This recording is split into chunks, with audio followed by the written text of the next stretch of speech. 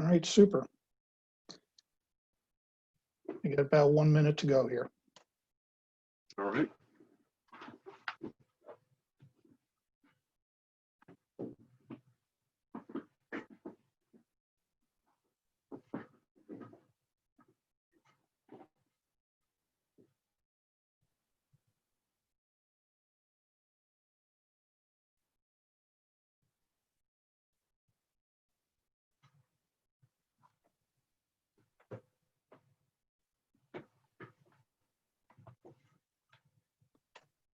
Okay, 20 seconds.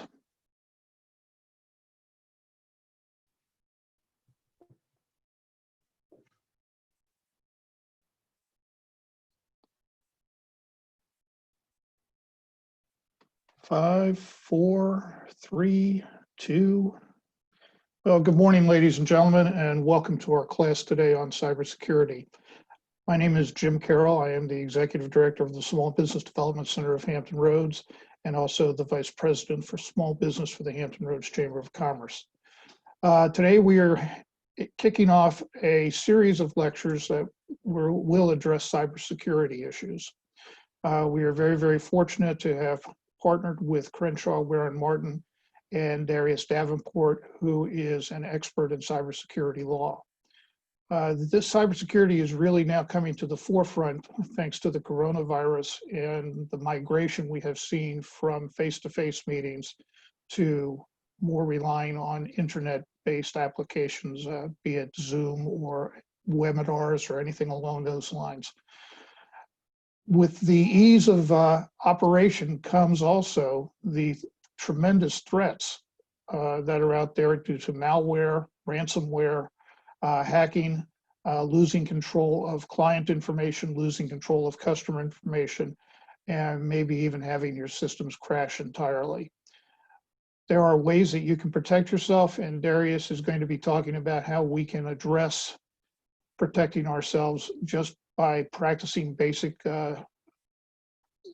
hygiene, if you will, or e-hygiene, in particular with emails. So Darius, thank you very much for coming today, and I will turn it over to you, sir. All right. Well, good morning, everyone.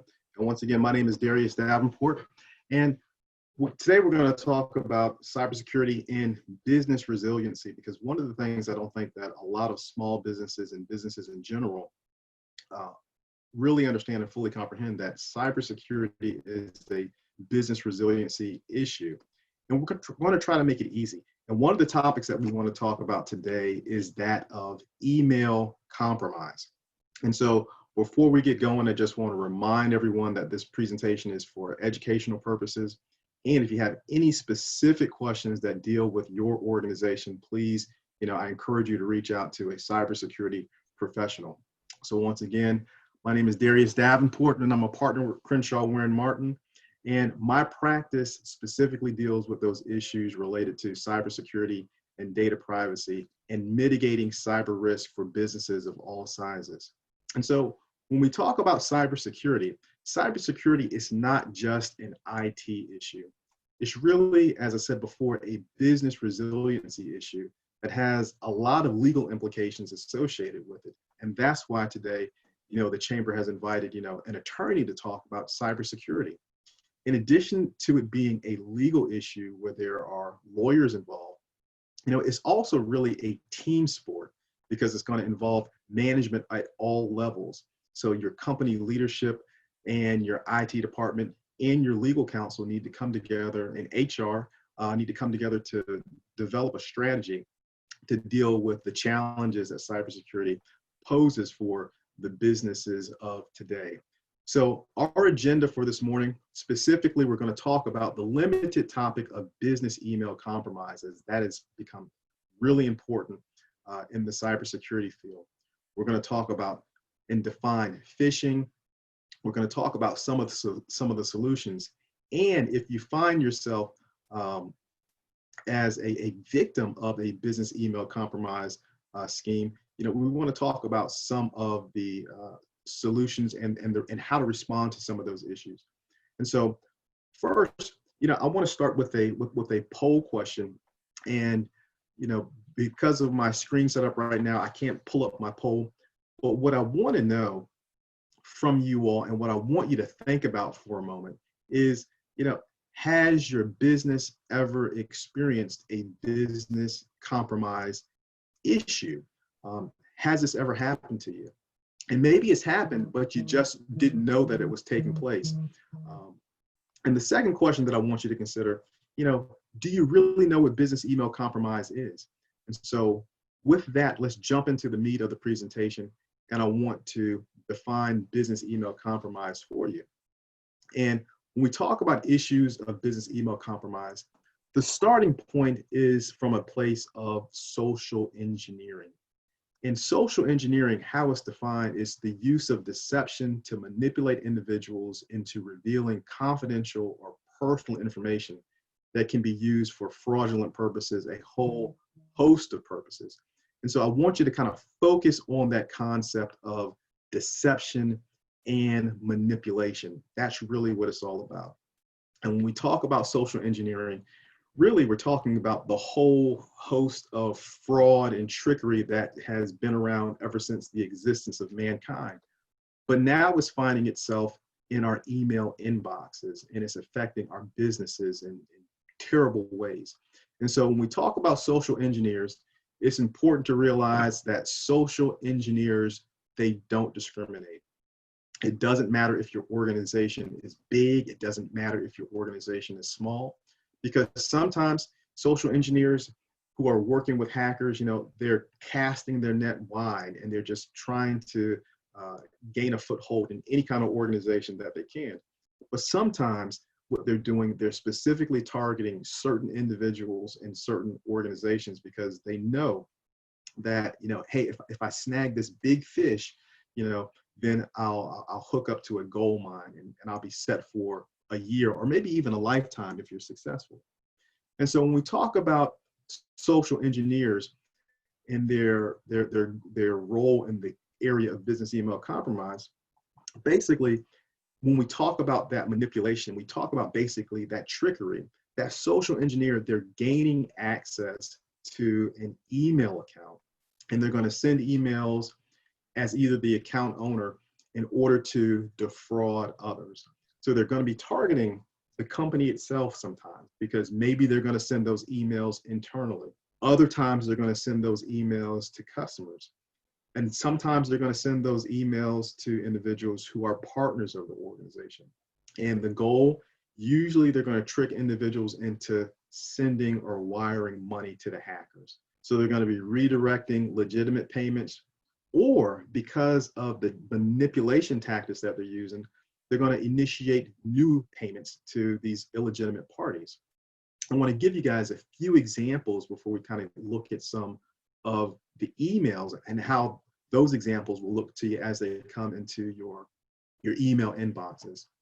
And so the first example that I want to give, is from a client that I worked with a few years, involving a contractor payment or a vendor payment, a payment that one of my clients was expecting to receive.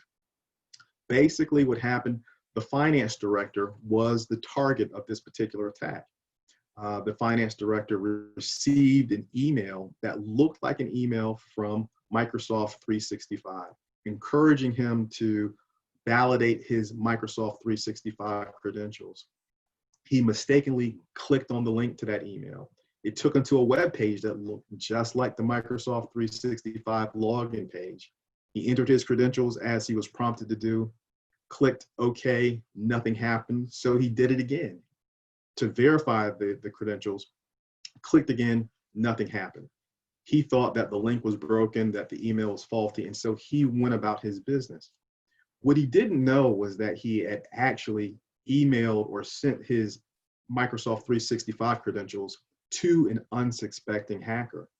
That hacker then logged into his Microsoft 365 account and laid in wait for probably about 30 to 45 days based on our investigation. And all the hacker did was monitor his email communications with certain vendors. One vendor in particular owed the company a very large amount of money. It was several $1 million that this vendor owed the company. And the hacker or that social engineer waited until that vendor was ready to pay these outstanding invoices for this outstanding balance. And that's when the hacker inserted himself into the conversation. And what he did, very sly, very slick, he set up a rule in, let's call him Bob's email account. And that rule was, as soon as that vendor emailed Bob, the email would immediately go into Bob's deleted folder. And so Bob would never see it. And so the hacker communicated with the vendor from the deleted email folder. And when the vendor was ready to pay, Bob's hacker likeness told that vendor that instead of sending the money to the traditional account, the company was changing its wiring instructions and sent the hacker sent the vendor new wiring instructions to the hacker's account instead of the company's account. And so the company was not aware that this had happened until several weeks later, when they followed up by phone with the vendor because they were expecting payment and they were calling about the payment that they never received. But then the vendor told them that, hey, we paid that invoice several weeks ago. And so going back through Bob's email, initially, they didn't see anything until they went to the deleted email folder and saw all of the communications between the hacker and the vendor. And they saw the change of the routing information, the confirmation that they had received it, and realized that they had been victims of business email compromise. Another example, direct deposit example. I've had several clients where, in several phone calls where individuals, right around payday, a few days before payday, they received notification from employees in the organization that they're changing their direct deposit information. And so instead of depositing my check into my regular account, please, further direct deposits, please direct them into this new account. And then the employers pay the employees, think nothing of it until the employees complain a few days later that they never received their paychecks. So these are the kinds of tricks that business email compromise of the 2020s is what it's made of. And this is what hackers are doing. This is what the social engineers are doing as they find new ways to trick us in their businesses. And the thing of it is, especially as far as, that employer was concerned, because of no fault of the employees, they were still obligated to pay those employees that money. As far as that contractor payment, the blessing was that, that the client was wise enough to give us a call early on. We were able to engage law enforcement to, resecure that very, very large payment that was made. Otherwise, we were probably looking at some kind of a dispute as far as the payment of that very large sum to the hacker. And my client probably would not have come out on the winning end of that litigation because it might have been their fault that the payment was lost. And there's also finally, kind of the emergency wire transfer. And that's when, once again, a hacker can get into, let's say, the CEO's email, just lays in wait and waits until that employer or that CEO is out on vacation. Then once he's out on vacation or he's out on a business trip, then he'll email the finance director or someone within the organization to let them know that, hey, I'm here. I need you to execute an emergency wire transfer to make sure that this transaction goes through. And a lot of times, loyal employees following the boss's orders will then wire that money. And that wiring ends up in a loss for the organization. And so now that I've kind of given you a few examples, let's take a look at a few of the emails that we've actually received over time that demonstrate what this kind of looks like so that you'll be able to identify this within your organizations. If you look at the left-hand side of your screen, you see the request from the CEO and you see the subject, immediate wire transfer. So one of the things that a lot of these social engineers want to do, they want to elicit some kind of immediate or emergency response. And as you see, this is to the CFO, and you see it's sent with high importance. Please process a wire transfer payment in the amount of $250,000, code to admin expenses. And I think there's not an organization in the world that doesn't have an admin expenses, cost code, right? And when do we need to do it? By close of business today. Once again, trying to encourage a sense of urgency in the transaction. Next, if we look at the example to the right, it's another example. Hi, Michael, please find enclosed vendor banking instructions. And I'll stop right there, because one of the ways that we can spot business email compromise or an email that's attempting to compromise us is through the grammar that's used. A lot of times I got a buddy of mine who's a white hat hacker who will spend some time in some of the chat rooms. And you got guys from Russia, you got guys from Iran, North Korea. And what they're talking about, they're not talking about new technology to trick us. They're talking about how do we sound American. They're trying to master the use of English language. And they're trying to find the right logos to trick us. But if you look closely, please and find the enclosed vendor banking instructions. So little items with grammar are important sometimes to find out if someone is indeed trying to trick us with an email. I need you to process it immediately. I'm a bit busy now, but we'll give you a call within the hour regarding the payment. So once again, that last sentence is trying to encourage a sense of urgency to act.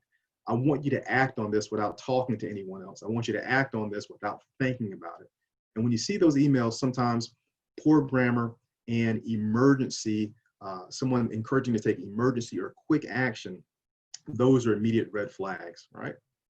So now this next example, this is an example that was sent to our office a few years ago.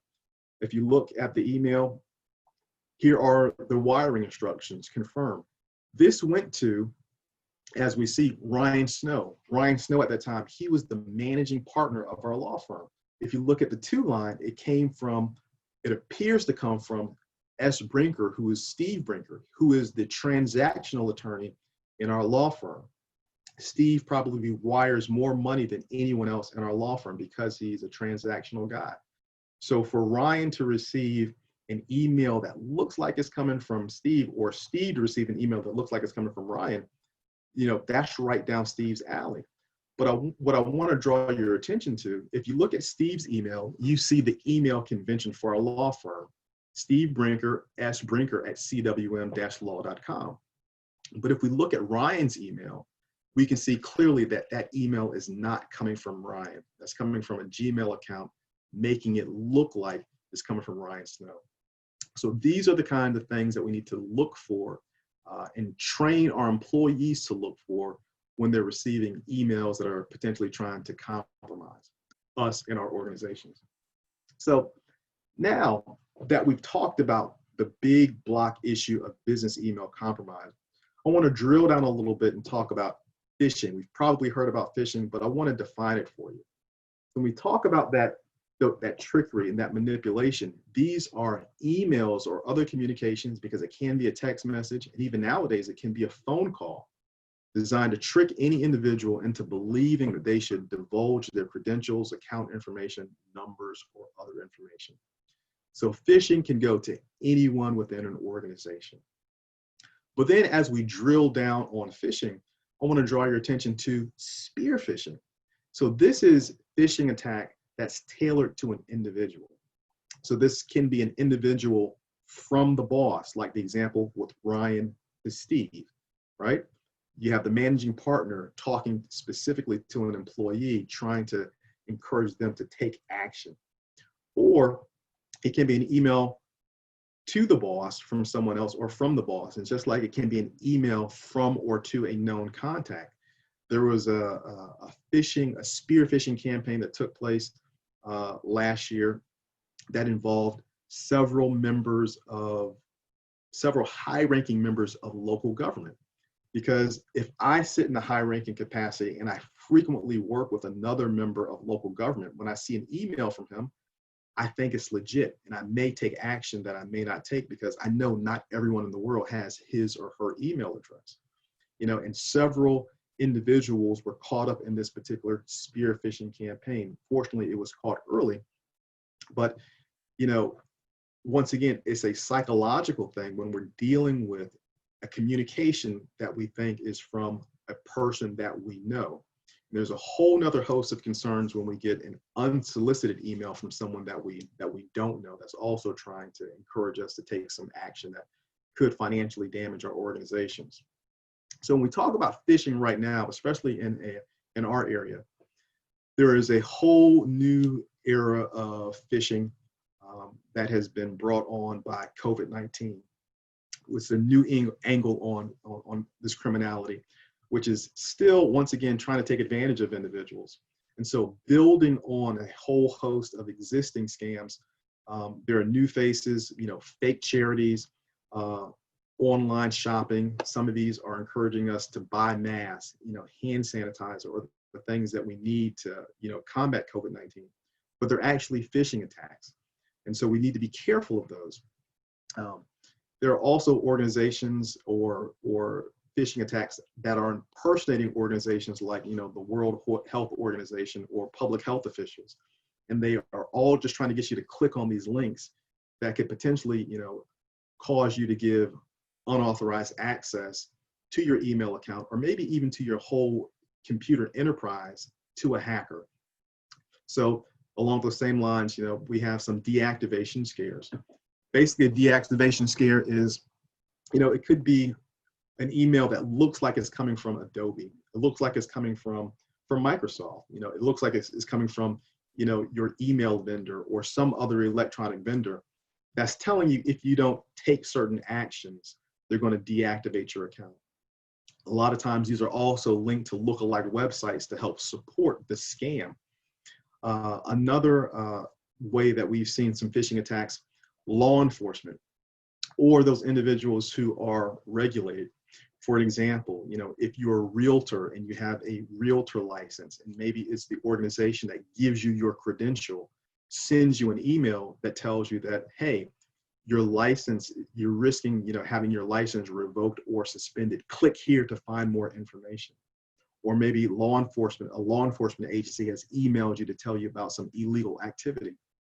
All trying to, pull on some emotional thread within you to take some kind of action. Technology freaks a lot of people out.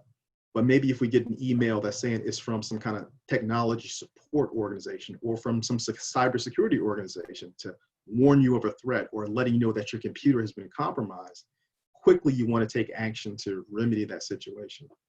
Then there's also the save a friend or save a family member, an individual who's out of the country, traveling, or in some way in distress. You need to immediately send them money.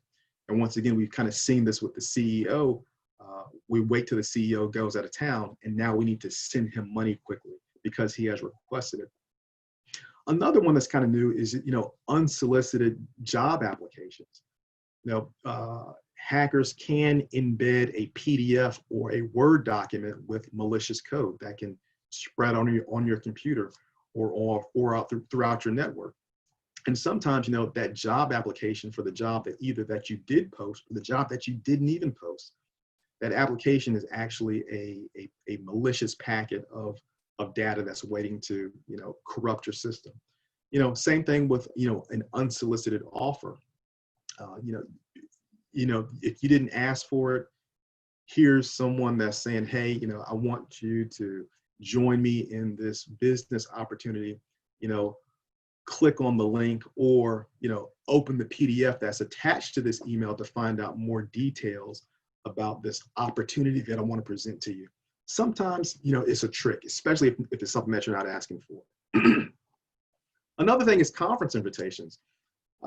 Hackers know that a lot of professionals attend conferences. You attend trade organization meetings and conferences. And so that's another way where I can say, hey, click here to learn more about this conference, or I've attached this conference brochure to this email. If it's an organization that you haven't heard about, if you go to the organization's website and this conference isn't listed, those are also some red flags to let you know that, this is potentially, some kind of a phishing scam. So now I want to show you a few examples. And first is, on the COVID-19, this is actually a text message that individuals are receiving. And it says someone who came in contact with you tested positive for COVID-19. And if you look at the bottom, it's recommending that you get tested, isolate yourself, and there's more information available if you click this link, right? And in this environment, who wouldn't be hard pressed to click this link if you know that you've potentially been out and exposed to individuals, right? And so this is how hackers and social engineers are using the COVID-19 scare to trick us in different ways. Before, I talked about the importance of grammar in reading. And here's a quick example that I want to show you guys.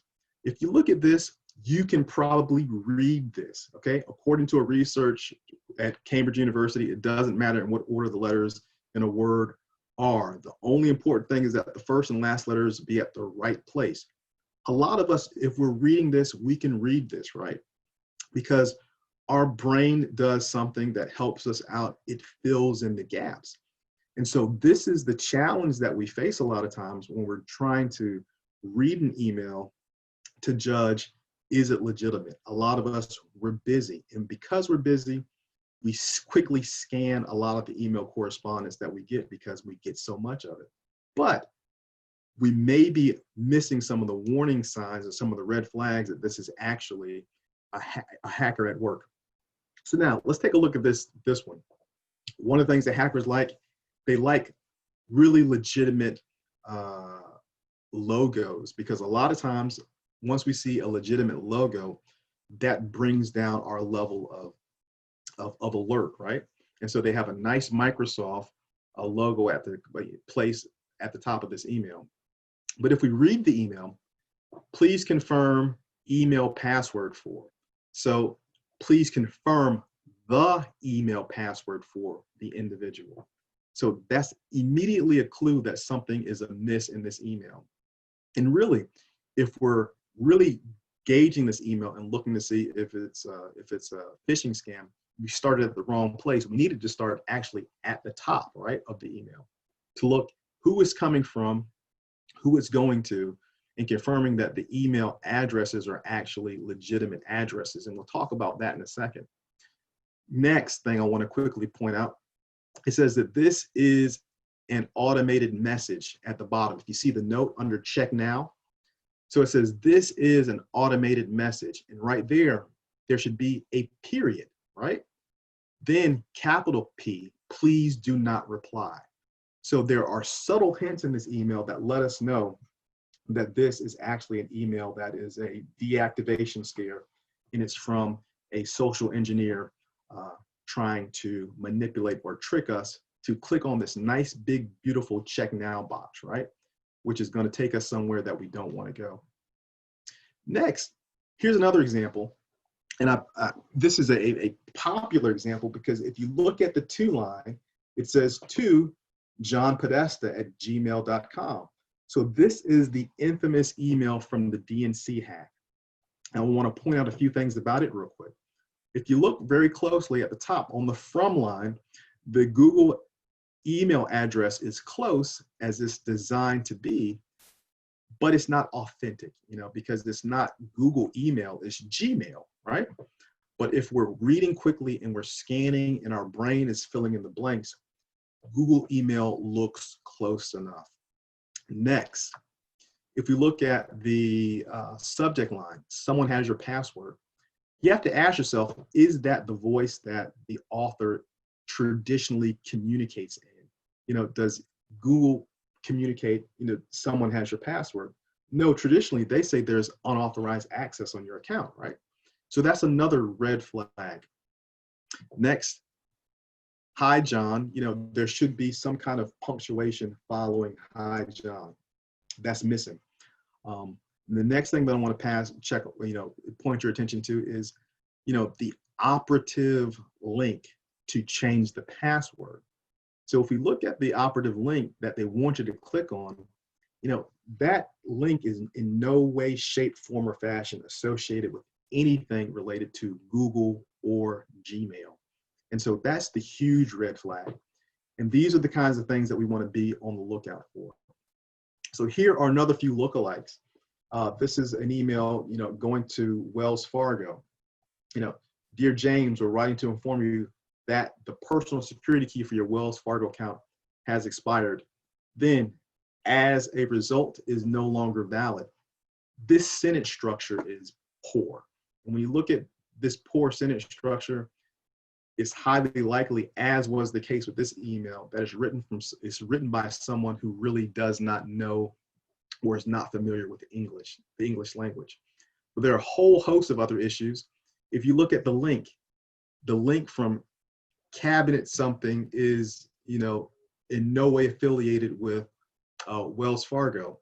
Next, if you look under reply, view Wells' LinkedIn profile, which is another off thing about this particular email.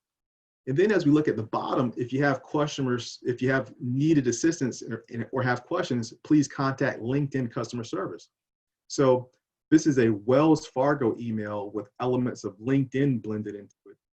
And so obviously, there's a hacker out there who is just putting together a whole bunch of pieces to try to make something that looks legitimate or official. But in the process, they've actually, blended components of two separate companies.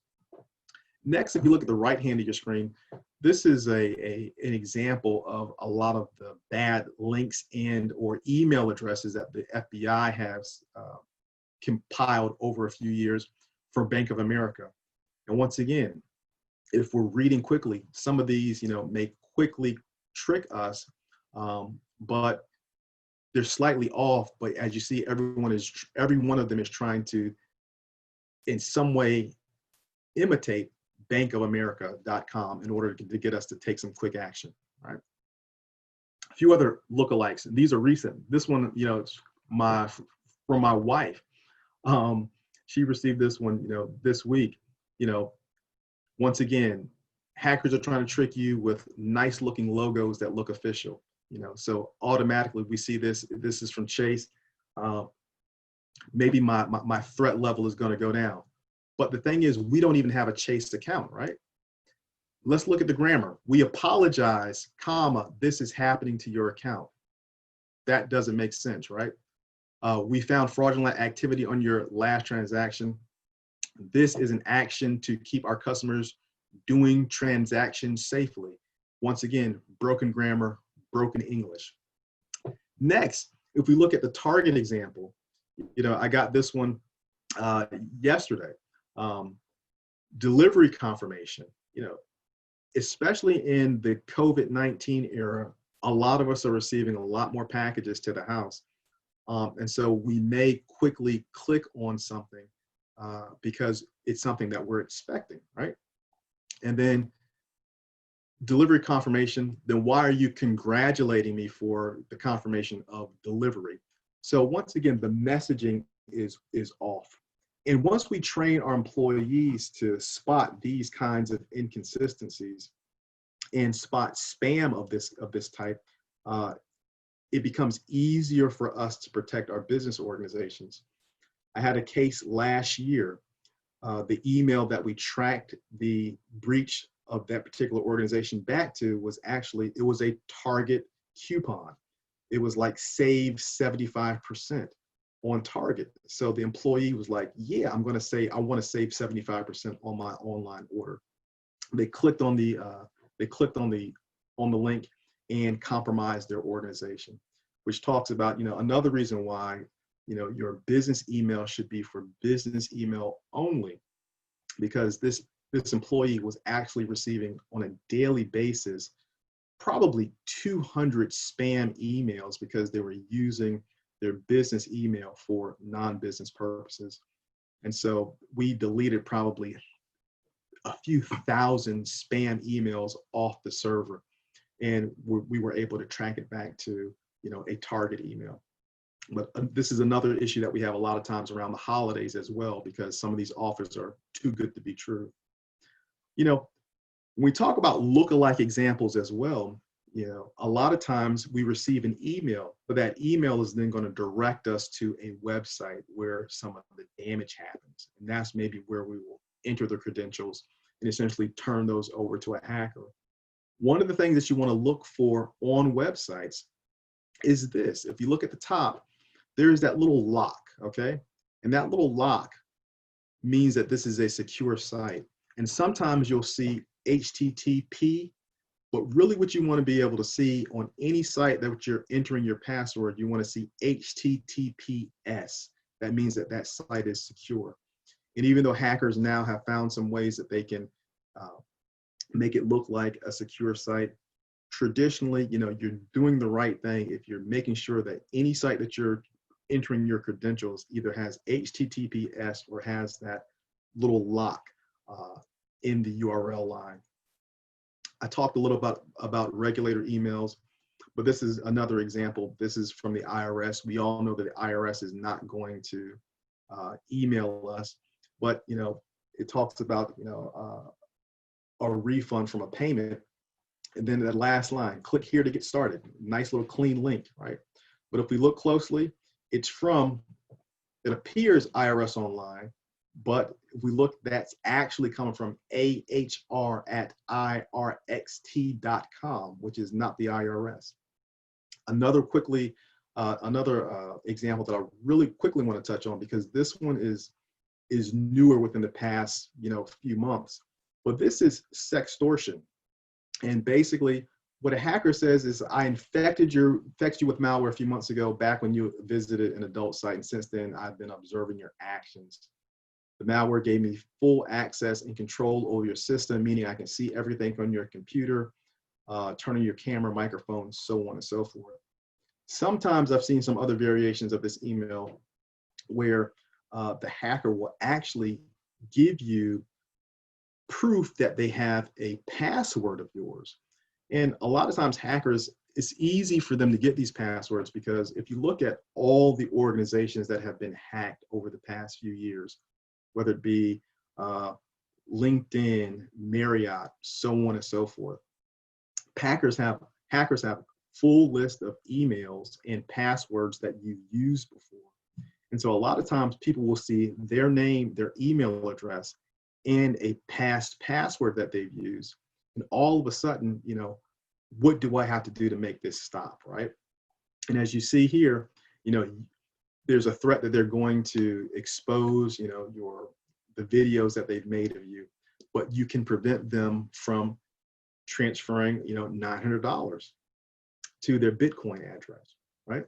And so a lot of people, in order to prevent what they think is, you know, themselves being exposed maybe in a compromised way, will go ahead and send this money to these individuals' Bitcoin address, when actually they probably don't even have your real password to the current email account that you're using. They're just using something old that's been stolen before. So we've talked a lot about a lot of the business email compromise. You know, what is it? You know, what's phishing? What's spear phishing? What it looks like? Some of the things to look out for. But now when it comes to, you know, what are some of the solutions to deal with business email compromise? I think the first thing that's of critical importance is employee training.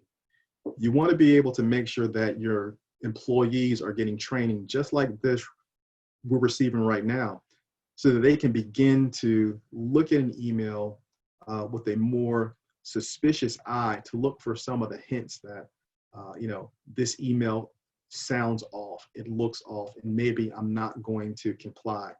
Maybe, and this is important, I'm going to call someone.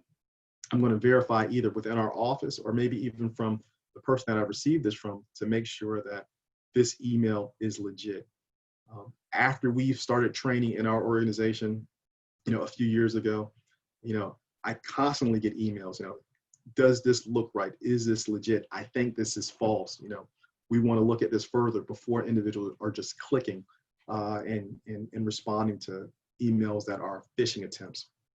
Next, you want to be able to change the culture within your organization, you know, so that you know that everyone knows that your inbox is not safe. You know, your inbox potentially is a minefield of individuals that could be trying to compromise you.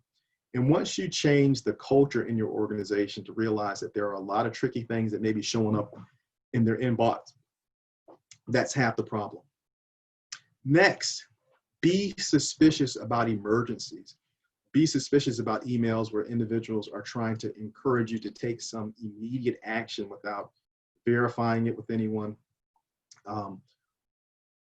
Those are usually tricks, okay? And so we want to be very careful about that. So if you see an emergency, automatically, say, hey, I'm going to flag this one because this looks like it's suspicious. Another thing, be suspicious about offers that are too good to be true. And this kind of goes back to what we see, like I said, a lot of times around the holidays, these offers, these deep discounts. And even, in the law field in which I practice, I've gotten emails for guys that, they know that people in our law firm do maritime work. And so we get emails about boat sales or boat financing, which some of my partners do, right? But when you look at the email, we can quickly sometimes realize is that, this isn't legit. The addresses are off, the phone numbers are off, or even some of the specifications that they identify in the email are just off. And no one who's doing this kind of legitimate business would kind of include some of this or this information. I can't stress this one enough. Be suspicious about poor grammar. When you see poor grammar, that is one of the biggest red flags that's out there, right? Next, we saw this before, confirm the actual email addresses. Teach the people in your organization that, if you see a name, also you can hover over the name to actually see the actual email address that email is coming from. And that can be the tip that you need to say, hey, this is a fake email. It's not coming from who I think it's coming from. Next, you want to also be able to confirm the actual sender or the request that's being made. Before you wire money, I always tell folks, talk to a live person before you send money. You want to confirm the actual sender. Pick up the phone. And another thing, make sure that these are transactions that you are expecting. And a lot of times, what we've done with some of our practice groups that wire a lot of money, we set windows in which these transactions are supposed to happen. And so if the transaction happens or a request where transaction happens outside of this window, immediately, we start calling folks to verify, what's going on. And so that kind of goes to establishing, some additional policies regarding especially electronic financial transactions, because that's what business email compromise is really a lot of times set up to do.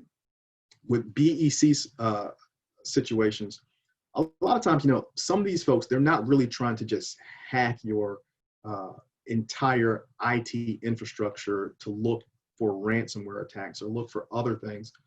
They're just trying to make a quick score.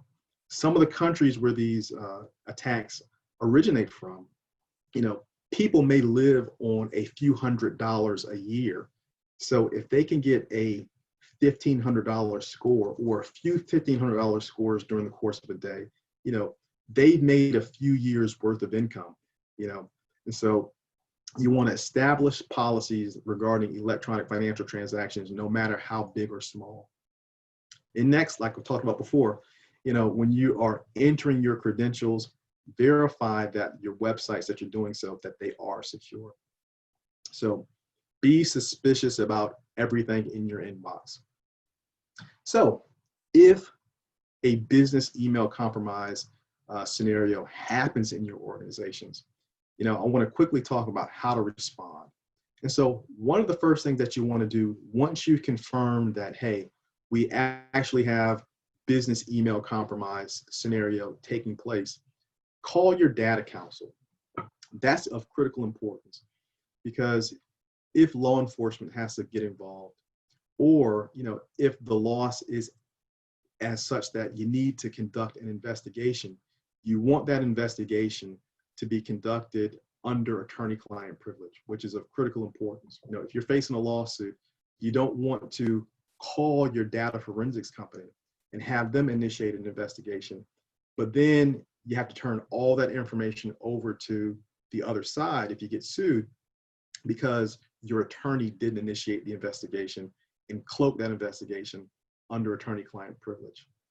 Another thing, don't delete the emails, the emails that you receive, they're evidence. And a lot of times, I've been able to take some of those emails, turn them over to the FBI. The FBI has been able to do their data forensics work and actually connect those emails to certain cartels or organized crime organizations that are sending that email out that they're targeting.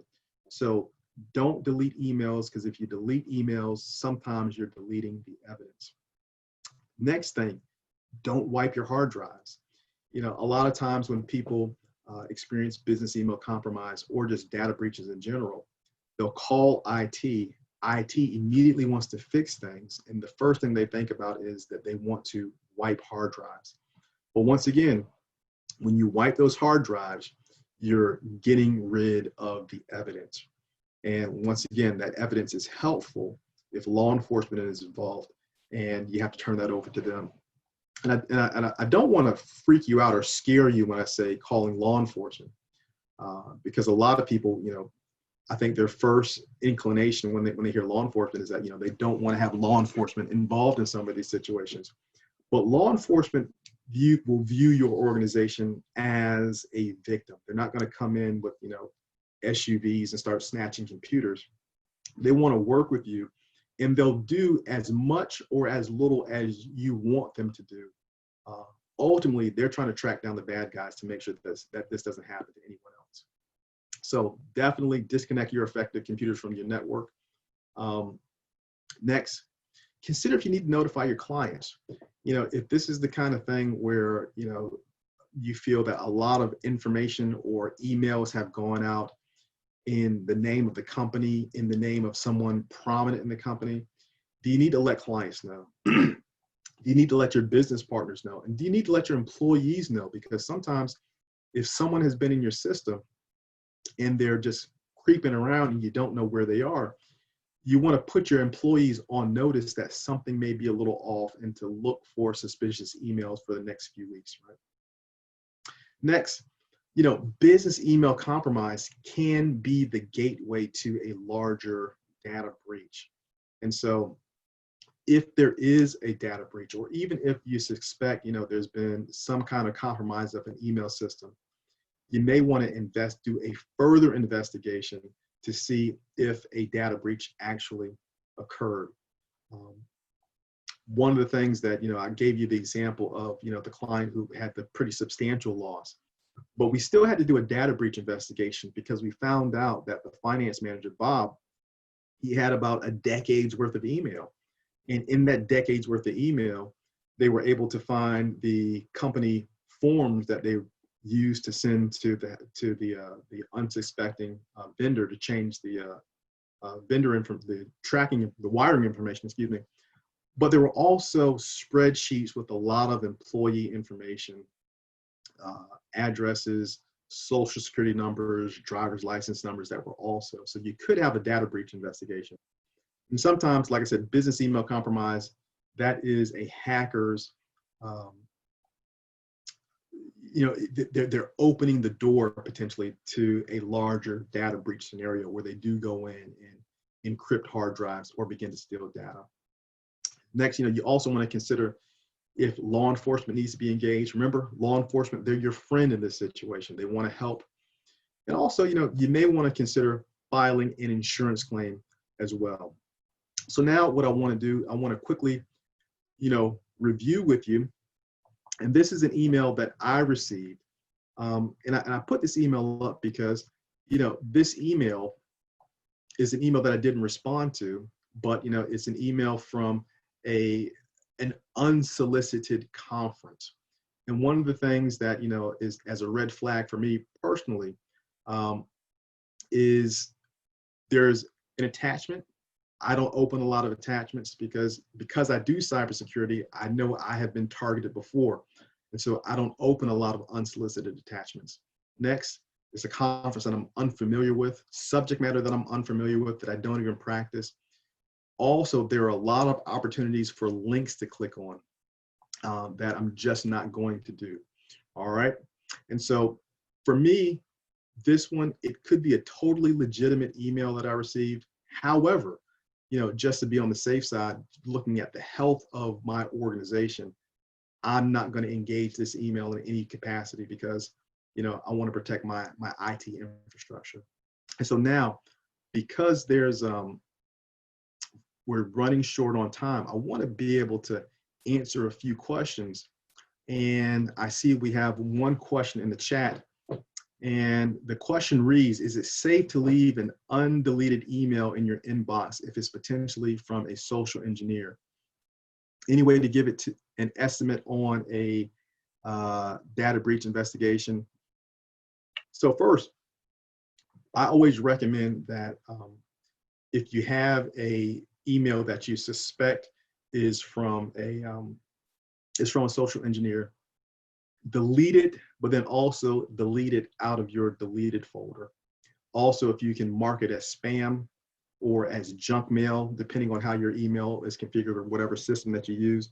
Typically what also happens, that tells your email management system that this email address is suspect, and it flags it from sending further emails to you.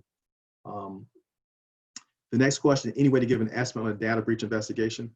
You know, that depends. It depends on the size of your organization and depends on the scope of what needs to happen. On average, on the smaller side, smaller organizations, that's if counsel is involved, and that's if we need to engage an outside data forensics company. You know, on the low end, you know, it could be anywhere from $5,000 to maybe $60,000, depending on the extent of what happens.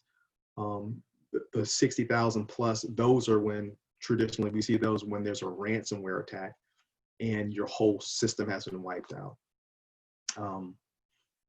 Let me see. So regarding the investigation, the next question is it done by a law firm, insurance company, law enforcement, or other entity? So typically what should happen as far as a data breach investigation is concerned, your data counsel should conduct that investigation.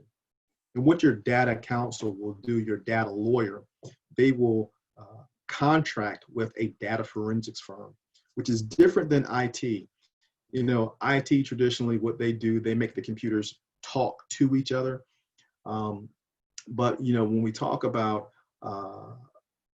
data forensics guys look in to see, okay, is there a breach? Based on what they see from a forensic standpoint, can I identify this hacker actually? Because let's say if it's ransomware or even the style of email that's been received, you know, maybe there's a certain method that's been proven or effective to deal with that. And there's maybe a proven and effective method to make sure that they are out of your system once they've been detected. All right. So. Hey, Darius, this is Ronnie. It looks like we have L. Rogers here that has his hand raised for a question. I don't know if you can unmute him or her so he can ask the question. Let me see. L. Rogers.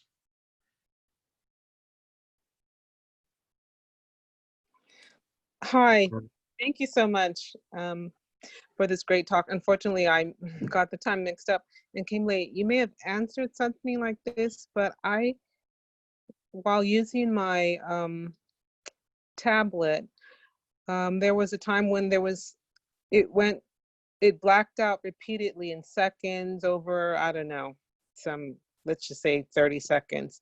And then maybe I was imagining it, but then I just kept on waiting. And then when I got back into my screen, it seemed that one time I couldn't quite get full control of my mouse. Now, maybe it was just something that happened because I had a lot of windows open. It doesn't happen often, but is that like any kind of suspicious activity? And maybe you covered this already. You know, that's a great question. You know, sometimes, you know, what we will see is that, you know, there's a link. And one of the examples that I gave earlier was that, you know, there's a guy, you know, who clicked on a link And a lot of times you won't necessarily see something happen, or maybe there's just like a, for a second, something pops up and then a quick box pops up and goes away. And we don't necessarily think that what we clicked on or what we okayed triggered anything. But sometimes that's what the hacker wants you to think, that nothing really happened, because what they're doing, they're actually doing in the background. And so just because you click and don't see anything happen doesn't mean that things aren't happening in the background. And sometimes because things are happening in the background, you may experience something like a lag. A lot of times, clients will say that, as we, conduct an investigation, what happened, and they may say, there was some kind of lag or some kind of, something that was off in the system that they could just determine that something wasn't quite right. And then it may resume, because another fact is that a lot of times, a hacker can be in your system up to 3 months before they're detected, or before they strike, basically.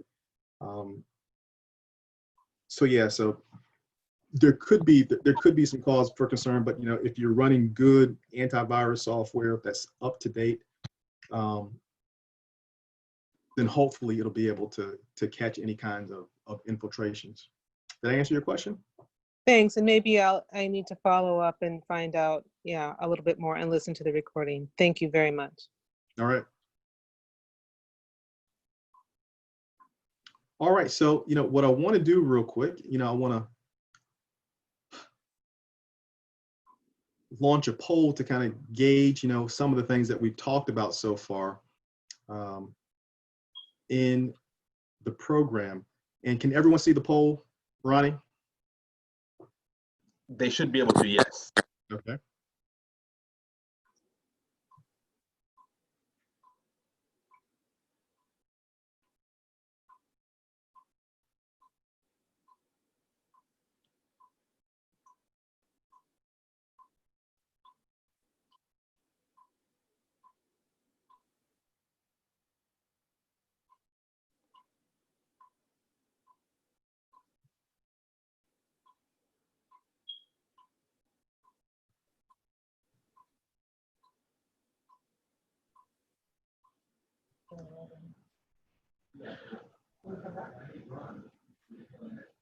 So as you take the poll, one of the things we want to talk about, one, have you ever experienced this before? And hopefully now that we've kind of had this discussion, you have a better understanding of what business email compromise is. And the third thing, one of the goals is, I hope you all will be able to can spot what may be considered a spam or a phishing or a spear phishing email. And I also hope that you're better equipped to respond to a business email compromise scenario after having this presentation. And so, are there any other questions we have? Well, we have a few minutes remaining.